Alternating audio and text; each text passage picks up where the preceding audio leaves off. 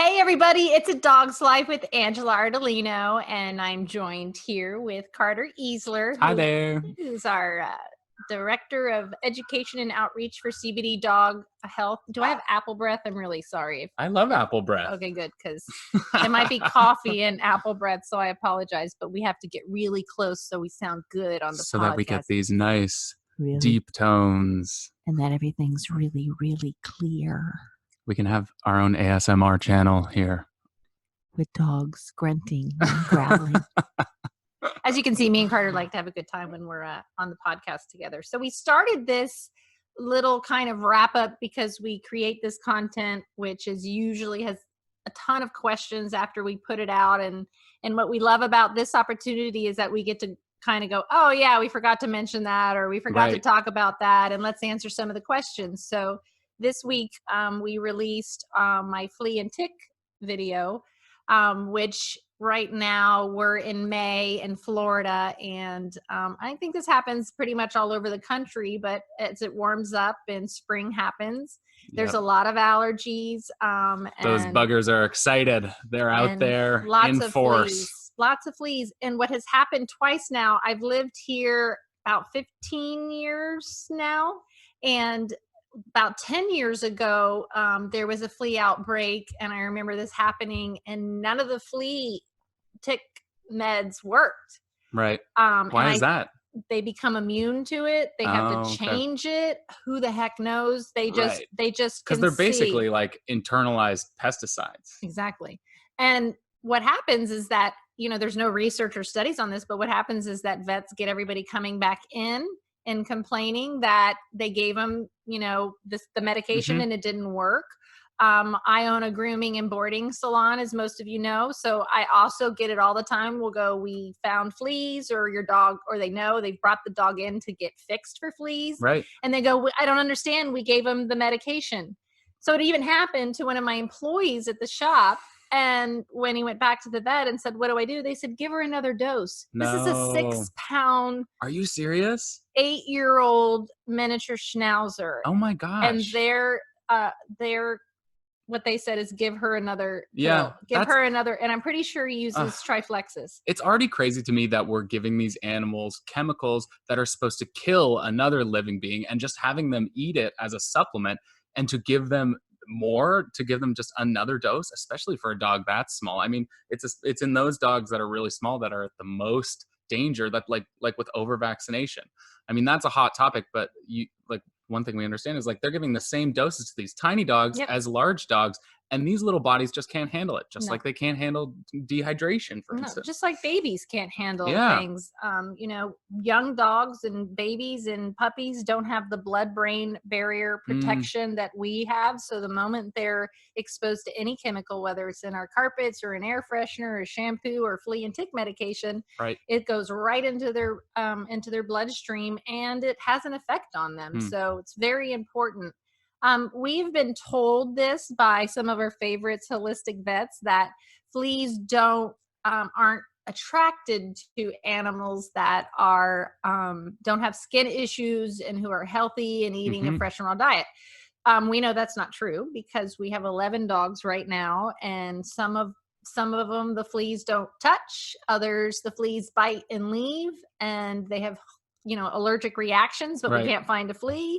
And then there's we have two that the fleas love. Yeah, Blanche gets it hard. Oh my gosh. White and light colored dogs get it. I don't blame them. Her coat is so soft and fluffy. I would make a little bed in there for sure. It is, and it's hard. Well, look at Patches, has no hair, and they love her. Yeah. So it's funny, we're seeing light colored and white dogs. That is true. I didn't even put that together. Yeah, that urban myth about that is definitely true. But you're right also, it's similar to what we say with all these different holistic modalities. Every animal is so different, and every animal has a different smell, a different chemical composure, a different biological kind of signature. So of course they're going to interact with other species and other, vermin differently. Right. And, I look at the animals that do have reactions, like Jolene, for instance, who has been raw fed for a while and hasn't had any issues. They still bite her. and she's allergic to the saliva. Right. Yeah. So they don't stay on her. They literally bite her and Yep. leave, Yep. and she goes But she crazy, gets so red. so red because Yeah. she just eats her skin. And then others, Blanche doesn't even move, and you go look, and she's infested with them. But I So love to cuddle with her. right. So yeah, on the video we showed people how to even know that you have fleas Right. because, like Blanche, she doesn't even itch. Mhm. Patches and Blanche, who get them the most, don't even itch. You Mhm. never see them scratching. It's crazy. And I know that happens for other people. Yesterday at the shop, we had a Pomeranian that was so infested. But as you know, Mm. Pomeranians their hair is so thick. Yeah, it's very So coarse. until you see them scratching or see something, or one jumps on you, do you go, oh my God? Right. Yep. So we show you how to do And that. I think one of the other things that's kind of freaky about them is it's not just the fleas that you see, it's all of the eggs that they have laid, all of the larvae that you can't see that are way tinier, that are translucent. And those are also what you need to be concerned about getting rid of. Not just, you can't just, comb your dog over a couple times and get all the live fleas out and then it's done. No, no, no. Right. There's, And we get it. yeah. It's a process. It's a lot of work, and giving them a pill and the fleas go away is extremely convenient. But what you don't know is later on in life, when you're spending money at the vet trying to figure out why your dog has IBD or cancer, and you find out that it was because you gave them these flea and tick medications, then it makes a difference. So Mm, I get it. It ain't easy. I have 11 dogs. I have a farm. I live on conservation. I'm surrounded by possums and raccoons. But you know what? I'm really glad that I don't give them the chemical toxic flea meds, because they wouldn't even have worked. mm, So I've been right. given them these insecticides and pesticides, and it doesn't even work. And the worst part is that Huh. even it's just like cannabis medicine. Hmm. So we know that whole plant extract from the flower is best. So Hmm. why isn't everybody doing that, right? Why do they Right. cut? So there's different reasons why they do that. So they did the same thing. Like, they even took terpenes out of citrus fruit. That's also, some of them are in cannabis, like Yep. limonene. Yep. And they took limonene and they took it out as an isolate, and then they make these chemicals that make it 10 times more powerful. Right. Yep. And super, like, so it's not even like they just take this one toxin, they then make other chemicals to make that toxin even more powerful and make it through the gut and all. So it's awful. They don't even know what those chemicals Right. do. And now they've given limonene a bad name. Hmm.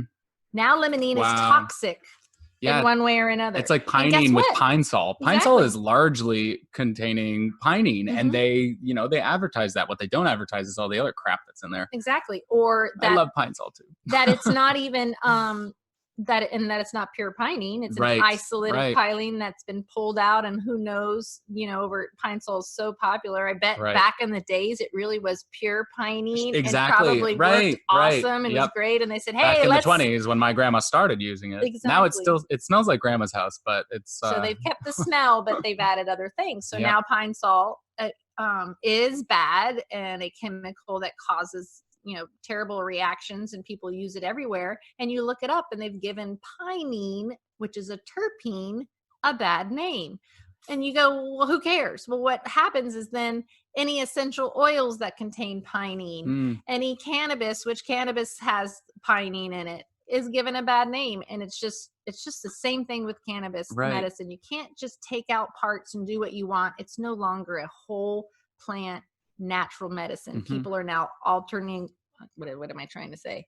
Altering. Yeah. Altering it and making it something else, kind of like GMOs. Yeah. Kind of like making a genetically modified plant or seed that doesn't die when you spray glyphosate on it. Right. And I think another kind of what you're getting at, and what this whole ideology kind of goes back to fleas, is like you can't just do one thing that's going to get rid of them. It's a whole lifestyle. But luckily, a lot of the things that we're doing that care for our pets holistically are already going to help to deter these fleas and keep them away. So it's a lot of different things that you can do, and each one has their own kind of special effect in getting rid of them and keeping them gone. Health. I know we just finished. I put it right here because I'm so proud of Yay. you, like mommy.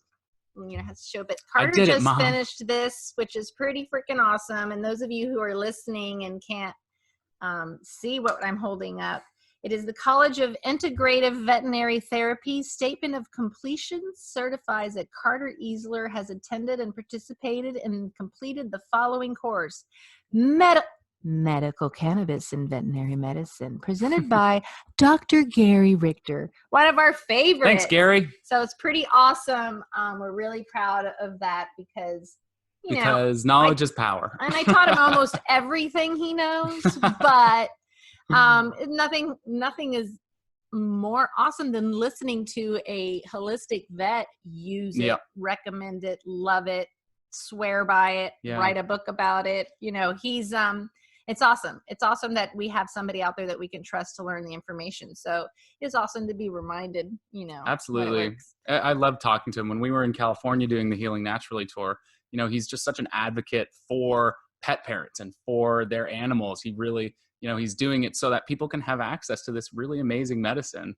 And what we have in common most is that to educate as many veterinarians as we can so that they understand how it works and that they feel safe, and so that we can regulate it properly so that vets can oversee it and recommend. And, I just talked to Dr. Judy Morgan this morning about, she's very good at getting dogs off of a whole slew of prescription medications and onto a more natural healing, let the body heal. And I said, well, that's great. And people ask us all the time, how do I wean them off this medication? And I'm not a vet, so I can't give you that information. And I say, go ask your vet. And they can't go ask their vet. They can't. Because their vet knows nothing about it. And some even go, nope, it'll kill you. It's fake. It's not fake. real. It won't work. Yeah. Take this Apoquil and feed your dog science diet. Right. That the worst thing you can do, unfortunately. Those are people who want to make lots of money and don't care about your pet. I mean, I want to make lots of money and I want to care about everybody's pets, But you can do it ethically. Yes, exactly. You can do it with real food and real medicine and natural things. Anyway, we're getting off the subject. We ramble. Okay, what were we going to talk about on fleas and ticks? We're talking about natural ways to repel fleas, to get rid of them and keep them gone. Yeah, so the first thing you have to remember is that it's a process that's probably going to last about a month or two. Because you have to repeat the process, because as he said, you don't lay eggs, but they lay eggs, and then there's larvae, and they lay the eggs on the dog, and the eggs fall off in your carpet or bed or wherever. Yes. And then they hatch, and you kind of go through it all the time. And a lot of times the pesticides actually poison the flea, which then poisons or makes them that they can't procreate anymore. So it lives in the dog's tissue. So basically the pesticide lives on the dog's tissue. If it's one that you put on the back of their neck, it's on their skin, all over their skin. So your kids get on it if they go up against furniture. I remember looking at it back in the day when I was putting it on Lucy and reading the instructions, and it's saying, do not get on your hands. If you do, immediately wash off. And I'm like, well, then why am I putting this on my dog if I can't get it on myself? I pet my dog. Right. I kiss my dog. I rub my dog. My dog sleeps with me. Right. So, things like that is just common sense. It is easy to give them a pill, but it's not in the long run. So once you just establish that you've got the fleas, you've got to get rid of them. The first thing that you do is you got to give them a bath. Yeah, give them a bath. You got to give them a bath. You could put diatomaceous earth on them first. I usually do that to just go ahead and kill everybody. Can you explain to us what diatomaceous earth is? Sure. Because it sounds like very, very cool. Diatomaceous earth is it's basically like ancient algae that's been fossilized. They're called diatoms, and they're sharper than a diamond, but it's super, super, super small. So it basically scratches their ectoskeleton, the eggs, the larvae, whatever, and they dehydrate and die. Cool. So it is awesome. It's all natural. It also can be taken. And they can't develop an immunity to it. Impossible. Right? Because it's all natural. It will always work on them. Right. So a lot of times what people don't know is that they do create these chemicals that make the pesticides more powerful, and then they have to adapt them when in Florida, for instance, everybody's immune right now to whatever it is that everybody's prescribing. So they have to actually change. Right. Which again is going to be another shock to your dog's system of whatever you're putting in them. So you like to just cover them in it first so that all the fleas that are on there get kind of roll around in this stuff. I do. And then, you got carpets, so you got to clean all their bedding. You got to go outside where they poop and pee and treat the outside area, your porches, their beds, wash everything in hot water. So you make sure you kill them. So tell us about, so we wash our pet first. And I think one of the things that I learned that's really important is how long you got to keep it on in order to kill them. You're not trying to just wash them off. You're trying to suffocate them, right? Very good point. Yes. So, flea and tick shampoos are also very toxic and have a lot of chemicals. So we use, at the groom shop, we use Bio Groom, who makes a flea and tick, and Aroma Paws, which makes one that they recommend, and they're all natural. And a lot of them use all natural essential oils that work wonderful. But regardless, if you've got a good natural shampoo, you're basically just need to suffocate them. Yeah, so you just need to leave it on a while. So yes, always biggest mistake I always make is you want to put a ring around their neck of the shampoo, because they'll all go running to the head and ears and face, and then you have a whole bunch in the face that you have to figure out how to get rid of. Gross. And then cover them head to toe, wash them just like regular shampoo, because it's wonderful shampoo, and then just keep it on there for about 2 minutes. And they will suffocate and die. And then the essential oils will also help kill any eggs, larvae on them. And then, you just want to check their ears and face and make sure you get it all out of there. So once we've washed them, we dry them off, we get them done. I saw that you do like a rinse sometimes also. I do, like, especially for dogs that have an allergic reaction. Right, the ones who have itches like Jolene, who get all red because of the saliva of the fleas or whatever's. I swear by my apple cider vinegar and water mix. It was 1 cup vinegar to 2 to 4 cups of water, right? Water. And if it's somebody that's got also some yeast, I'll even add maybe a half a cup of hydrogen peroxide. Oh, cool. Also, and sometimes give them a little bleach job. Yeah. Have a little blonde dog. It doesn't really work that way, but it is also helps with dogs that are yeasty or maybe have a lot of little tumors or sores like that. I mean, I've had dogs actually, I'll put them in a little container and make them stand in it because they've had such horrible yeast and problems in their paws. Yeah. And it is, every time I do it at the groom shop and I bring the dog out there, what did you do? Because there's an immediate response. It like immediately gets rid of, it gets really inflamed, and then it calms down. And then it's like it heals it, seals it up, and then you dry them off, dry them with a dryer, and then putting a soothe salve then on the things. They're like new dogs, and their owners are like, what did you do? Yeah. But they're all not, everything that I'm doing is all natural. So, and that's, the apple cider vinegar is great because it also will balance the pH of their skin. It does. So that it's the skin will just be in a better position to defend itself. It's also something they can take internally, both apple cider vinegar and diatomaceous earth. You just put it in their water, or? Yep, you can put it in their water, except my dogs can smell it in there and will not drink their water. A clean bowl will sit there. So I like to dilute it in some water and then pour it over their food, which then they gobble it all up. Apple cider vinegar is awesome for so many reasons. Organic, unfiltered, I prefer. Bragg's Whole Foods makes a good one. Just make sure that it's, from a good source and you can trust it.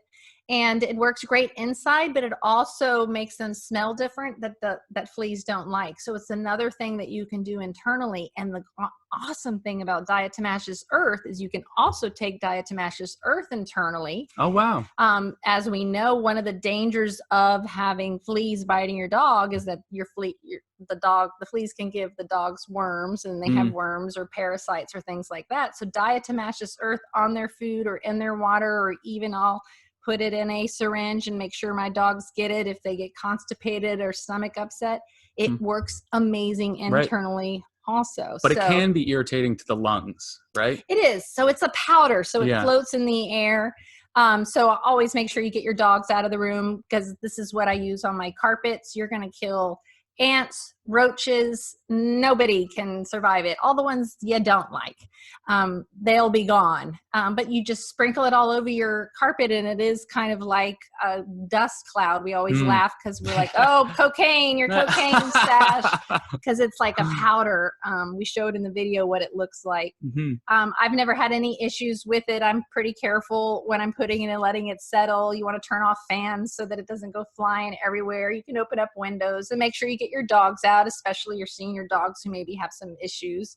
But once it settles, it's fine. I mean, I've been putting it on all my animals, my chickens. It's how we keep bugs and mites out of our chickens. They actually take dust baths in it. So I've never seen anybody get irritated, but it is a powder. So you don't want it to inhale it if you don't have to. Just put a face mask on. Right. Cool. Dog Hey hell. guys. All right. So let's see, where are we? Getting rid of the fleas. We washed them. We washed them. We got rid of them. We vacuumed them all up. Best thing is that I know you've heard, if you vacuum up the fleas, make sure you empty the bag so that they don't procreate in there. Yeah, they can't when there's diatomaceous earth in there. So that's what's awesome.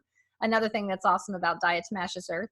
But you do want to make sure you get food grade diatomaceous earth. So look that up. Yeah, I have heard some people's critique is that oftentimes there's heavy metals in it. You know, there can be lead in it, but that's, you just have to make sure that you're getting really high quality stuff. As anything.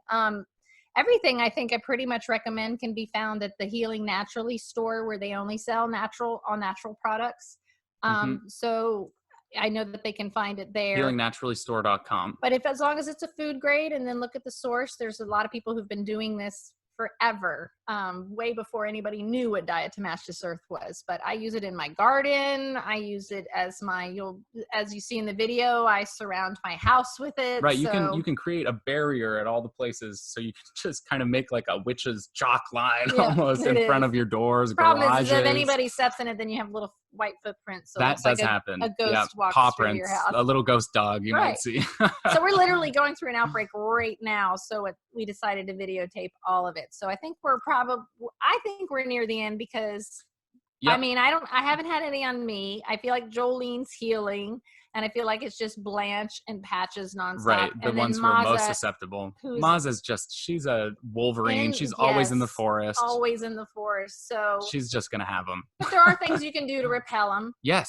So let's talk about that. Let's talk about some of the really great natural repellents that you can use, because a lot of them are just kind of combinations of different essential oils, right? Yep, they are. And like I said, you can put apple cider vinegar in their water to kind of give off a scent. You can also do that with garlic. Oh yeah. Mincing garlic and putting it into their food. And that's not toxic to dogs. Not at all. Awesome. Again, you want to make sure that it's organic and fresh, and just mince it up. And I would say about a quarter teaspoon on their food, maybe once every 2-3 weeks. Until not before they're going on a date. You don't want them to have garlic breath. No garlic breath. And their farts may be a little extra special, but it basically the oil comes out of their skin and goes up their hair follicle, and fleas and ticks and mosquitoes hate it and don't do it. So I've seen it happen in work. Again, we're just down to the 2 white dogs that we're trying to Can we do that master. to repel mosquitoes and bugs? And vampires. I already eat so much garlic, though. I know, I do too. I love it. There's nothing. It's so good for you. There's nothing and better pets. than sweating it out. You're like, yeah, can I bottle this? Okay, anyway. so what companies do you like? Well, I see Wonderside everywhere. Well, Wonderside is I love for killing the fleas. So like at our groom shop, the moment someone comes in the groom shop, and we have to take them out and groom the animal, the fleas are everywhere. So we want to, make sure it doesn't get everywhere and they don't get into the shop. So we literally create a barrier of Wonderside. The moment you spray Wonderside on, they go jumping. So Wonderside is an all natural, kills them. And it repels, but not for very long. Okay, because it has it's a to be natural product. on there active. I think its main component is cedarwood Atlantica oil. Right. I don't know if probably is, but you can do this with your own. You can make your own little combination, and basically anytime you're going to go outside for long play dates in the grass or walks or anywhere, that you can just spray it on there basically all underneath to kind of repel. Think about when they put their head down, the fleas are seeking heat. All these bugs are seeking heat. So they're attracted by their scent and how hot your animal is, which of course, again, can be controlled by their diet. Right. Yeah. So that's why diet is always so important. Right. The difference between a cool and a hot protein, something that's actually going to heat up their body Right. temperature. But there's so many things that come into factor, that these Right. are different ways that are natural ways. Mm-hmm. But understand it's going to take a process, because basically once you do it, you have to repeat it all over Right. again. That's the last step. And you do all of it all over again until the cycle is broken. But you have to understand that you're not making your air quality inside your home toxic to you, your pets, your family. So that's one of the huge benefits of it. When you're using this all natural things, you're killing dust mites, it kills bed bugs, Hmm. kills ants, it kills roaches, and it's all natural. So, every time I do it, I don't just think about that I'm treating whatever. I'm treating all the things that I don't know that are in there, and that are allergens to not only our pets, but to us also. Yeah, you don't want fleas all around you, biting you and getting in your clothes and stuff. That's terrible. It's really interesting also, because before I did this, I had a parenting publication. So I always talked about chemicals and toxins and how they affected children and their behavior, and how I had friends that removed toxins from their home and their child had come off the autism spectrum. There were no signs. Oh my He was gosh. so story after story. And now I'm finding it's the same thing in the pet world, Hmm. of whether they're attracted to fleas or disease, or what is their diet and what is affecting them that doesn't allow their own body to fight off things. Wow. So it's a process, and I know it'll be easier for listeners to take it on.